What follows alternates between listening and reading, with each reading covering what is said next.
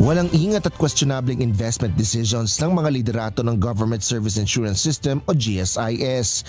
Ganito ay sinilarawan ni Senador Risa Ontiveros ang aniyay pagwaldas ng pera ng GSIS na ikinakalta sa sweldo ng mga pampublikong manggagawa.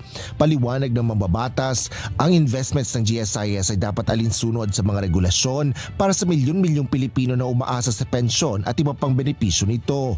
Ngunit 7 opisyal anya ng GSIS ang sinuspinde dahil sa pag-invest sa online gambling sa gitna ng mga panawagan laban sa masasamang epekto nito sa lipunan. Ang problema, mukhang ang mismong liderato pa ng GSIS ang hindi sumusunod sa mga alituntunin na iyan. In recent weeks, new articles have started to shine light on the 1 billion peso investment of GSIS in online gambling platform DigiPlus. You heard that right, Mr. President and dear colleagues.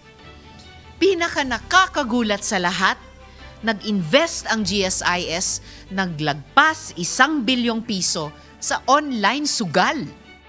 Bukod dito, milyon-milyong piso din ang na-invest ng GSIS sa 3 pa umanong kumpanya na pawang may mga red flag o babala ng kapanganiban.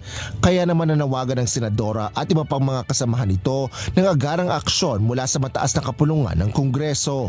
Mr. President, I move that we refer the privilege speech of Senator Risa Ontiveros and all the interpellations and manifestations thereon to the Committee on Government Corporations and Public Enterprise. So move, Mr. President. Any objection? There being none, motion is approved. Asher Kadapan Jr., UNTV News and Rescue. Diyos ang aming sandigan, serbisyo publiko ang aming pinahahalagahan.